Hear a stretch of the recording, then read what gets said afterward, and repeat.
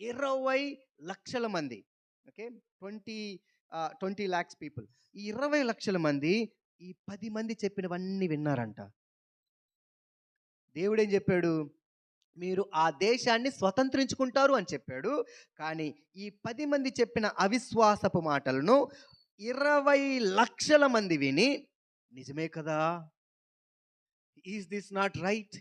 ఇది సత్యమే అని నమ్మడం మొదలుపెట్టారు. అప్పుడంటా ఉన్నాడు 30వ వచనంలో, కాలేబు మోషే ఎదుట జనులను నిమ్మలపరిచి, వాళ్ళందరూ అనుకుంటున్నారు అవును నిజమే, ఇదిగో ఇలానే జరుగుతుంది, దేవుడు చెప్పాడు కానీ అది అది అలా జరగదు, దేవుడు అలా ఏదో మనకు టైం పాస్ కోసం చెప్పాడులే, దేవుడు ఏదో ఊరక మనల్ని ప్రోత్సహించడానికి చెప్పాడులే, కానీ అక్కడ అంత బలాఢ్యులు ఉంటే మనం ఎలా స్వాధీనపరుచుకుంటాం?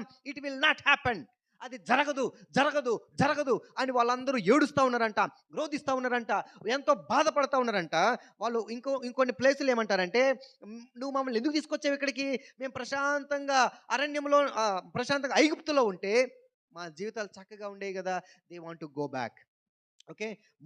కాలేబ్ ఏమంటున్నాడంటే, వాళ్ళందరినీ నిమ్మలపరిచి, అక్కడ ఆయన మాట్లాడుతున్న మాట, దానిని స్వాధీనపరుచుకుందుము. ఓకే. నిశ్చయముగా మనం వెళ్ళుదము, దాన్ని స్వాధీనపరుచుకుందాము, దాన్ని జయించుటకు మన శక్తి చాలు. ఆమేన్. విశ్వాసపు మాటలు ఈయన మాట్లాడుతూ ఉన్నాడు. హల్లెలూయా.